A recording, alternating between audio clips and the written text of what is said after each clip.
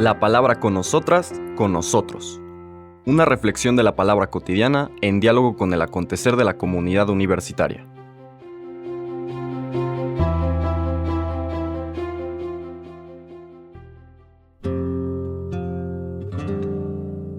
Hola, buenos días. Bienvenidas, bienvenidos a la palabra con nosotras, con nosotros. Ayer empezábamos a hablar de este término importante en toda la tradición cristiana del cuerpo espiritual, o también se ha traducido como cuerpo espiritualizado. Ya hablaba yo ayer de cuerpo como vehículo de presencia, ¿no? Presencia perceptible. A través del cuerpo captamos la presencia de alguien, cuerpo material, podríamos decir.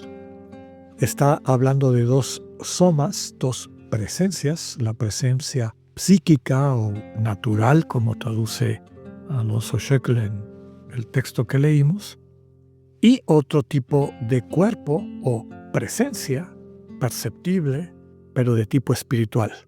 Neumaticón, decíamos, ¿no? El soma neumático.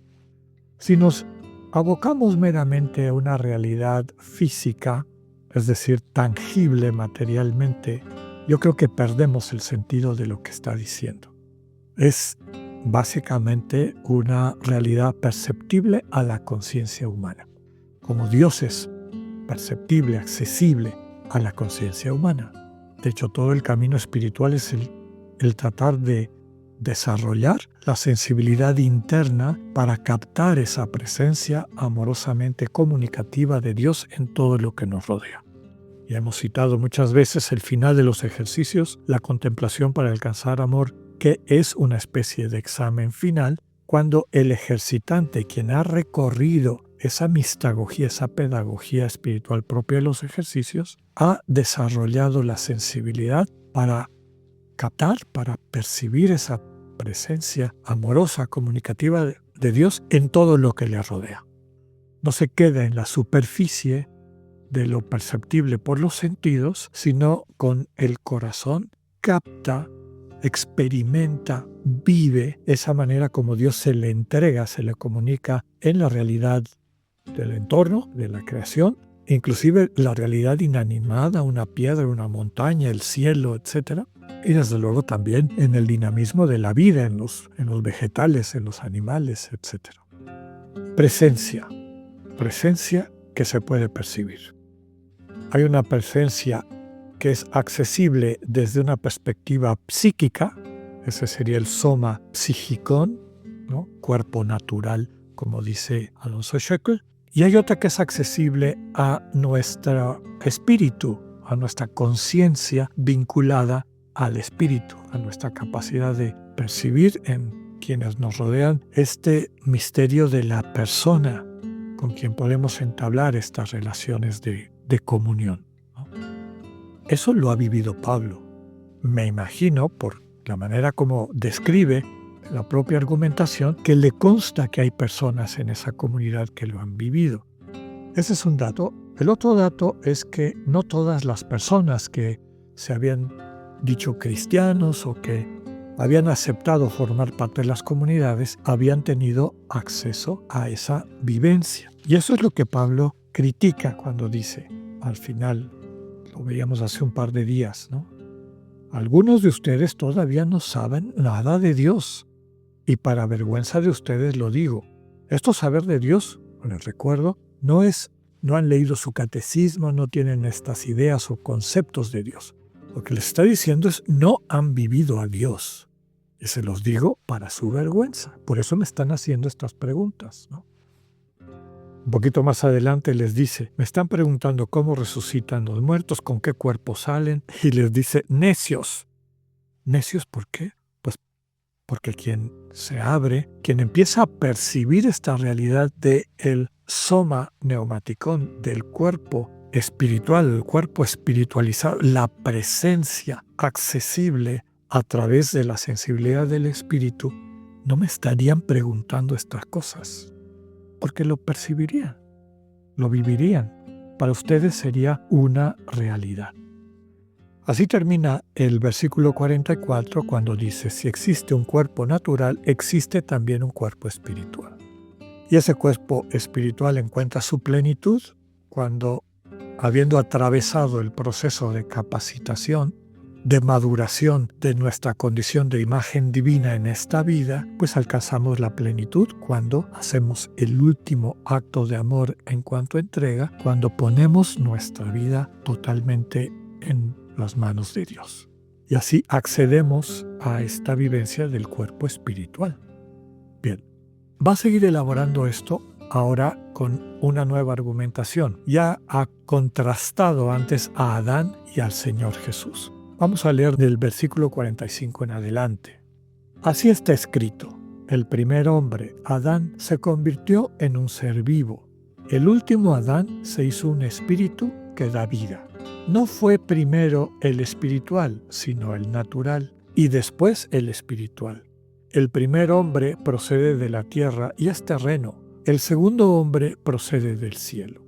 El hombre terrenal es modelo de los hombres terrenales, como es el celeste modelo de los hombres celestes. Así como hemos llevado la imagen del hombre terrestre, llevaremos también la imagen del celeste.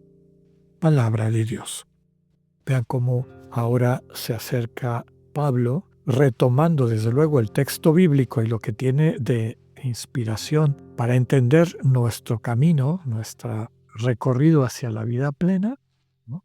Todos recibimos una vida, es decir, la imagen que nos viene como herencia del primer hombre, ¿no? Adán, hombre, mujer, Adán y Eva. Recibió la vida de Dios.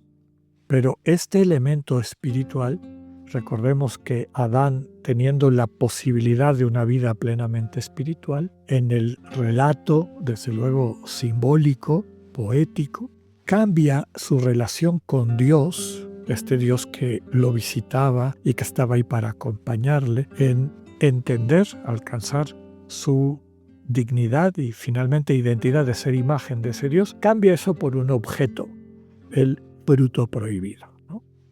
Cambia a una persona, que es Dios, por una cosa, que es un objeto.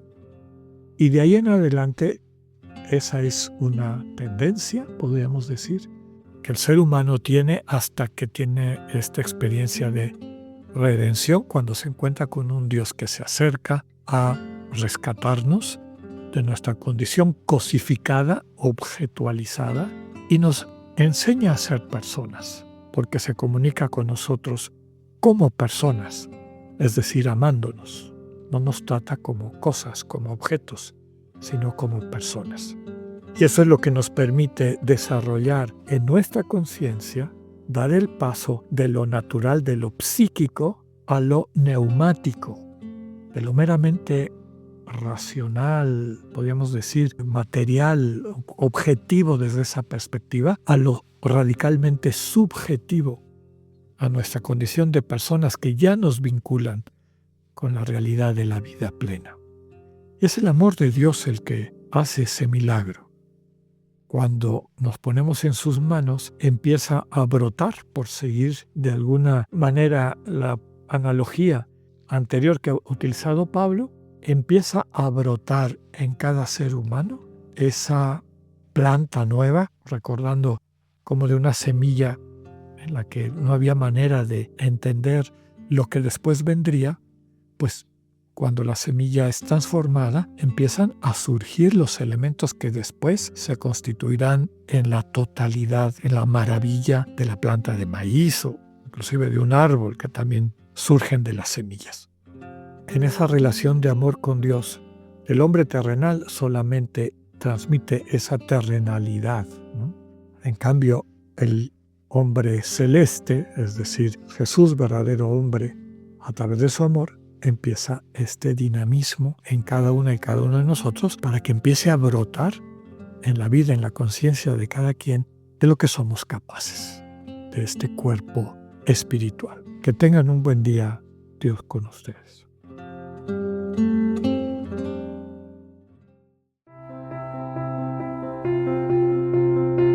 Acabamos de escuchar el mensaje del Padre Alexander Satirka. Escúchalo de lunes a viernes a las 8:45 de la mañana por radioiberoleon.com, a través de nuestra app gratuita para iOS y Android o por Spotify. Esta es una producción de Radio Ibero León en colaboración con el ITESO, Universidad Jesuita de Guadalajara.